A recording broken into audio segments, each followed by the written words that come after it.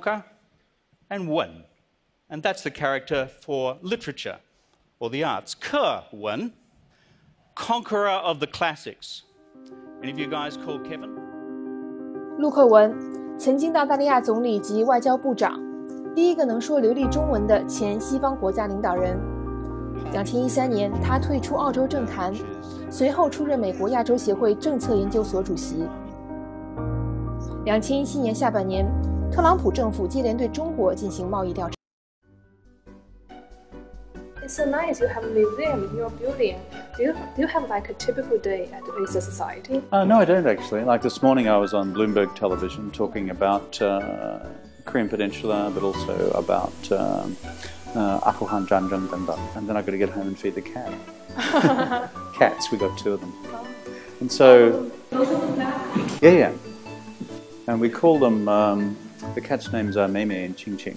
Oh, they have Chinese names. Yeah. So they're named after Song Meiling, Song Jingling, but we don't have a Song Ailing. Did you have a pet when you were young? Yeah. I grew up on a farm, and so we had hundreds of pets. They were all over the place. But I certainly had cats and dogs. I also had a horse, and so as a kid growing up, so I used to go riding quite a lot. Talking about how you grew up, I really admire your mom. I think she's very determined woman, and she makes some tough decisions at the right time.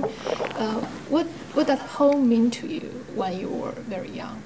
And what kind of role does your mother play in your life?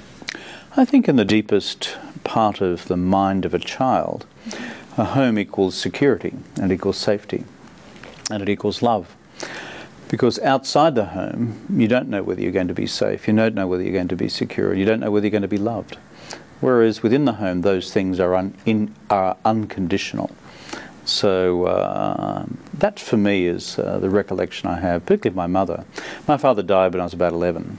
He had an accident. So I was brought up by my mother. And so we had no money. And so she had to train as a nurse, a 护士. And she was always putting her first priority with care for the kids, the education of the kids, and the kids' future. She was a good Confucian mother. That's my mum. Anyone here ever listen to what their mum told them to do? Anyone ever do what their mum told them to do? I rarely did. But what my mum said to me was, one day she handed me a newspaper, a headline which said, "Here we have a huge change, and that change is China entering the United Nations." 1971. I had just turned 14 years of age, and she handed me this headline. And she said, "Understand this, learn this, because it's going to affect your future." So being a very good student of history, I decided that the best thing for me to do was, in fact, to go off and learn Chinese. Several decades ago, when you were still a 小路, not 老路, when you were young, you were in China, and you met some Chinese like political and business leaders. And now you met a new generation of Chinese business leaders. What do you see in these Chinese entrepreneurs? What I discover in China each time I go is a greater sense of creativity. And that is young entrepreneurs, middle-aged entrepreneurs, thinking in new ways about how to build a business. It's not just about technology. It's not just about new innovations. It's also about how you deliver services to the Chinese domestic market and then to the international market. So this is a good development. It takes quite a lot of time, but I think China's making some progress. But it's important for these young entrepreneurs to also understand what the global market is like. And it's sometimes quite different to the Chinese domestic market. Back to like 30 years ago, we cannot imagine a Chinese businessman to speak on an international stage, but now we have like Jack Ma and others. You and Jack Ma are good friends, so what do you talk about really when you are together with him? Does he advise your daughter on how to do business? I don't think so. Well, I think Jack Ma has done a great job in building a business out of nothing. It takes a lot of enterprise to have nothing and then to build something and then to build something very big. And that's why I appreciate Jack's work. Also, He's a human being. He tells a story about when he first learned to speak English, and he had a pen friend in Australia. And so he went and stayed with his pen friend, I think, for several months in Newcastle. And that really helped him with his English.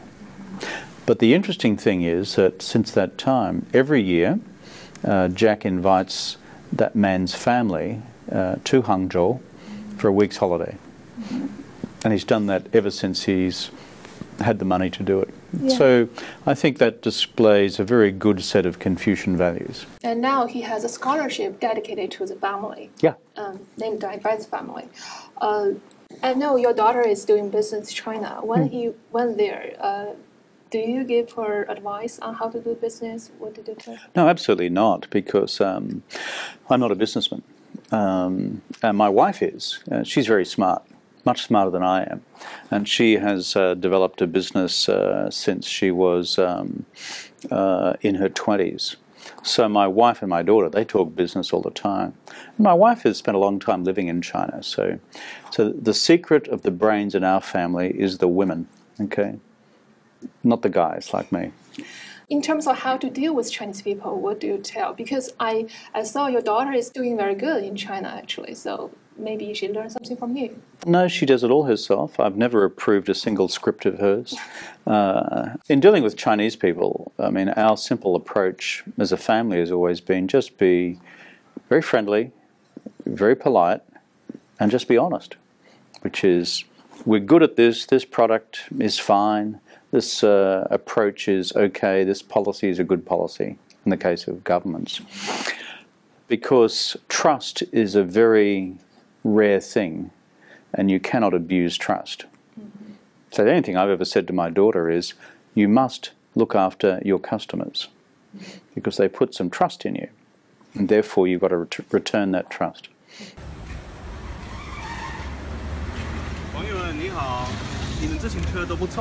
I know you're a good biker. You ride a 飞鸽自行车 back in like 1984. Yeah, I always had my own flying pigeon, and the flying pigeons were very good, very simple, but nothing could ever destroy them. At that time, pigeon is still a luxury in China, but now you can see bicycles, like sharing bicycles everywhere. So China witnessed a lot of changes. What do you think is the most significant change? I think one of the smartest things that the Beijing municipal government has done is the bicycle system recently. What's Beijing got as a big advantage? It's flat, and so you can get around the city on a bike pretty easily. And so what I've noticed is this big phase, which is when I first went to Beijing in 1984, everyone rode bicycles. And then when I went back to China as Prime Minister and Foreign Minister, the Member of Parliament, practically nobody rode bicycles anymore. And now the bicycles are coming back. So for the environment, it's a great thing. So you witness the biggest change in China is that? Well, the Chinese people have worked out that you cannot just exploit the environment without consequences. And the government and the people have worked out that if you do that, then it just destroys people's health. So you see a range of measures, from climate change to cleaning up river systems and these sort of measures, bicycles. Because, and the move to electric cars will be very important as well. If everyone in China was to own a petroleum-based motor vehicle, 1.4 billion of them, frankly, I think you'd strangle China to death. And so moving to electric cars, bicycles, these sorts of practical measures, I think is the way to go. You see that bloke? He's French. His name is Napoleon. A couple of hundred years ago, he made this extraordinary projection. China is a sleeping lion, and when she awakes, the world will shake. China is today not just woken up.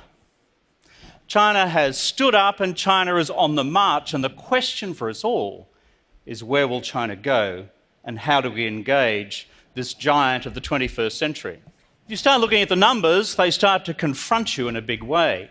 It's projected that China will become, by whichever measure, PPP, market exchange rates, the largest economy in the world over the course of the decade ahead.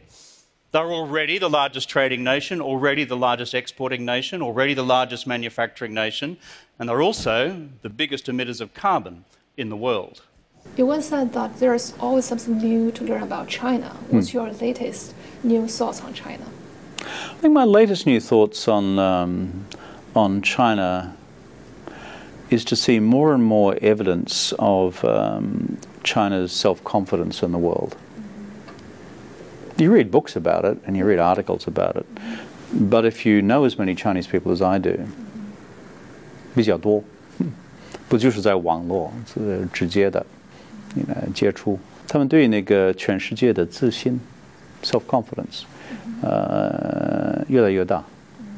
And I see this in people's individual behavior, their corporate behavior, the political behavior of the Chinese government and state. So I think what I see most is this growing self-confidence as China, having opened the doors in 1978, having reformed the economy through the 80s and 90s, and then having 走出去 after that. And then 10 or 15 years after 走出去, there is a increasing level of maturity about China's understanding of the world. It's not perfect, but what I see is a greater, more mature reflection of what the world is like, and a greater sense of comfort in working in the world. Like in your job, you wouldn't be doing this in New York 20 years ago, would you? True. Okay, so you're an example of this. What do you think the confidence come from? Because for a long time, Western scholars always think that Chinese people regard themselves as a victim instead of very competent in the world stage. I think... is it because of economy or culture or something else? Well, I think one of the good things about Chinese culture is you have this whole emphasis on 谦虚, modesty and humility. This is not often the biggest strength in the United States. You know that, I know that, and hopefully the Americans won't hear this, so that'll be fine. But the great advantage that China has, I think there is an instinctive modesty about the culture and about behavior, and deferring to people. I think this is a good thing. Secondly, I think that is a good skill for understanding the world. If you go out into the world and your attitude is purely 100% 自大, that doesn't help understand the world. You just create enemies that way. And so I think learning to take your time and to patiently understand the world is a very fruitful exercise, although it takes time. The third thing is just a very practical thing, which is the doors were shut for a long time, and then they opened. And now tens of millions of Chinese have gone out into the world. Probably now hundreds of millions, I'm not sure, either short-term or long-term. So the world is less of a mystery to the people of China. And then, of course, there's the point that you referred to, which is that China is now wealthier and as a country more powerful. The Chinese reformers of the late Qing dynasty dreamt of wealth and power. If you look at the traditional reformers of Yan Fu and Tan Tong and Liang Qichao and that whole period, even Kang Youwei, in the 1890s, prior to the Xinhai Geming, they always dreamt of how China could obtain wealth and power to deal with the Yangren, Yapian Zhanzheng Dengdeng. So that was in the 1890s. 100 years later, wealth and power has arrived. And so I think Chinese people sense that, and that also enables them to be more confident in the world. Even though, as you know and I know, China still has stacks of problems. Chinese leadership knows that as well. You travel to China a lot of times, and now you live in New York, so you know China, you know U.S. very well. In the past, we have a lot of people who work on the China-U.S. relationship very well, like Dr. Kissinger, like Mr. Paulson. What did you learn from their experience?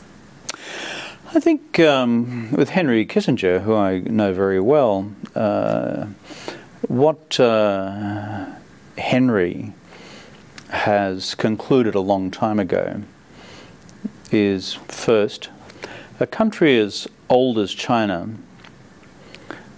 does not change its fundamental views of the world quickly or easily.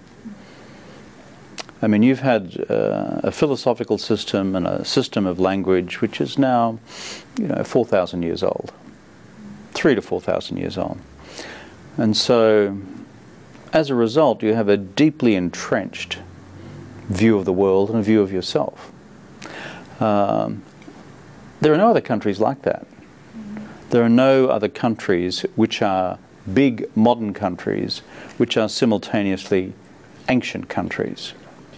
Perhaps Iran or Persia comes closest in terms of continuity. So that's the one thing which Henry emphasizes. I think the second thing is if you're going to try and help US-China relations, it's best to do it quietly. It's a very good principle. It's very easy in politics and in international relations to 说大话。说大话很容易，但是最困难的一件事就是解决好具体的问题。后来不说。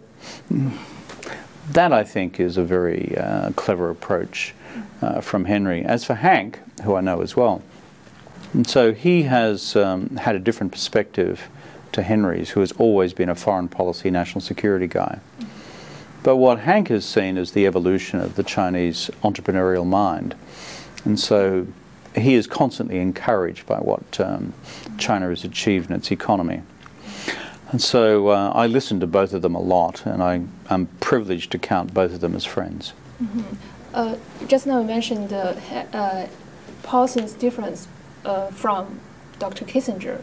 What's your difference from them two? I'm an Australian. That's a pretty obvious difference. And I have no illusions about my importance in the world. At the end of the day, I am a former Prime Minister of one G20 country. These guys were respectively Secretary of State and Secretary of the Treasury for the largest country in the world. And so these guys carry a lot of influence. So I don't see myself in their league at all. You once joke about Australians are good at bring the drinks. You provide a suggestion, go and get a drink.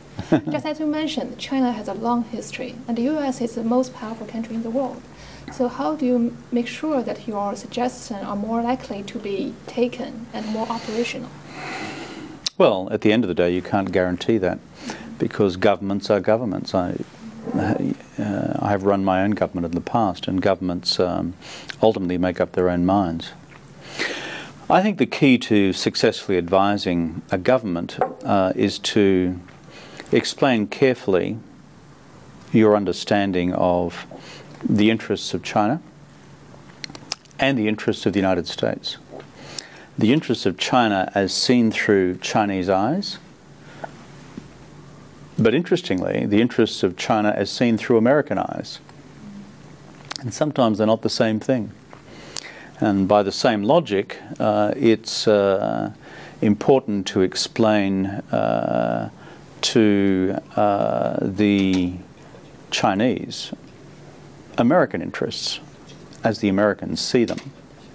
So I think half the battle is in removing this problem of perceptions. Some of them are objective difficulties, where it's not a problem of language and culture. I agree with you that you are in a great place to talk to both sides in a way. But you're Sometimes. But you're not a Chinese, not America. You can see it. 100% 大鼻子，不算是中国人。 Have you ever come across a situation where you have like an outsider dilemma or like a trust crisis? The outsider dilemma. Well, Australians generally have an outsider dilemma because we're the only Western country in Asia.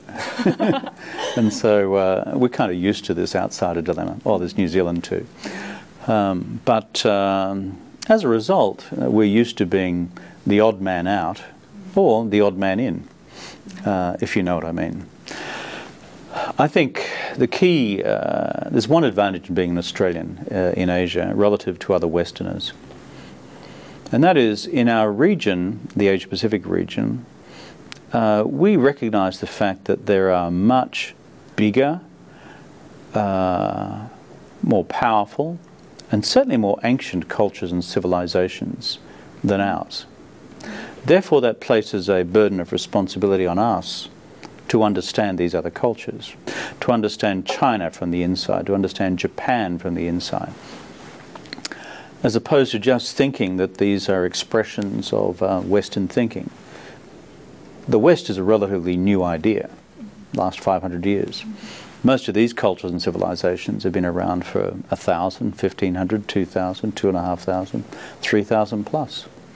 So as Australians, I can't say that we are naturally Chinchu, but we understand that we are new kids on the block, and we understand that we are smaller kids on the block. So therefore we make it our business to understand great powers, whether it's the Americans or you guys. So does that give us an advantage? Sometimes. Is that an outsider's dilemma?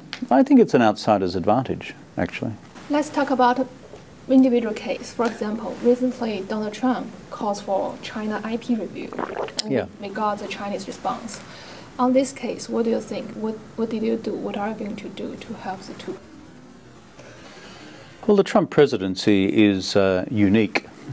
I haven't seen one like it.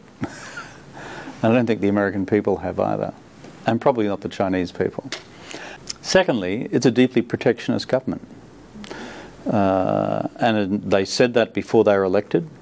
They're going to protect American industry against foreign firms, particularly Chinese firms. And since the election, they've done that. They announced the abolition of the TPP before they even started. And now they're beginning to take measures against China. So what can be done about it by people like us? The argument I always put is, never forget, all of us, how we have benefited from open trade and open investment rules. Asia, including China, 30 years ago, while not poor, was certainly not rich. The big thing that's changed it is the whole wealth that has come through open trade and investment between the countries of the region and between the region and the United States, between the region and Europe. So people often forget this, that in decades past, our part of the world was not all that prosperous. But it's prosperous now because of open lines of commerce and investment and trade and business and technology flows and capital flows. So that's the first thing we emphasize, which is, and the second thing we emphasize is, it's very easy to trigger a trade war, which becomes an investment war, which becomes an economic war. And once you do that, our collective wealth collapses. So what we try to do is just to emphasize these two basic truths in our dealings with the Chinese and with the Americans. Will we have an effect or not? I do not know. Because, as I said, this is a unique presidency. So do you think protectionism or populism is only a short-term phenomenon or a beginning of a major, larger global trend? My attitude is not one of making broad predictions, partly because I'm still, if you like, a political activist, which is I want to see changes in a positive direction.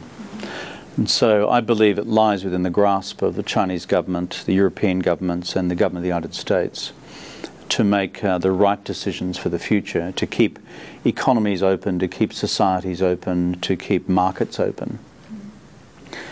Will they have the political resolve to do that? Well, that's the reason Macron was elected. And that's a reason why the far-right parties in the Netherlands were not elected. So, and that's why the far-right parties, even in Britain at the last general election, failed. In the United Kingdom Independence Party, UKIP. So you see, it's not just one trend towards protectionism. It's a very mixed trend. If you look at the opinion polling in Europe, it's fascinating. Yeah. 77% of Europeans want to remain within the European Union. Gap is very low. No, 77. 77%，那是比较多嘛。And so the whole idea that concerns about cultural identity and protecting your culture equals closing the doors to global trade and investment is a false equation. In Europe, if you look at the opinion poll data carefully, 那是民意调查很清楚的，一部分的那些因素都是我要保护我本人的我本地区的文化，与此同时呢，不一定等于保护我们的经济，或者采取那个保护主义方面的那个贸易措施。So it's a complex question. I think if policymakers can recognize the difference, we can protect our cultures, that's fine. But understand that our collective wealth lies still with a globalizing economy. The future of US-China relations, the head says there's a way forward. The head says there is a policy framework, there's a common narrative, there's a mechanism through regular summitry to do these things and to make them better. But the heart must also find a way to reimagine the possibilities of the America-China relationship and the possibilities of China's future engagement in the world. Sometimes, folks, we just need to take a leap of faith, not quite knowing where we might land. Is that your mission or your core value? No, I think if I've got a core mission or a core value, it's how can you bring about a set of circumstances where political leaders around the world change their thinking about the inevitability of conflict. Because in the back of the mind of most political leaders is a view that history teaches us that conflict is inevitable. So how can you change that? And that for me is a question of deep national psychology.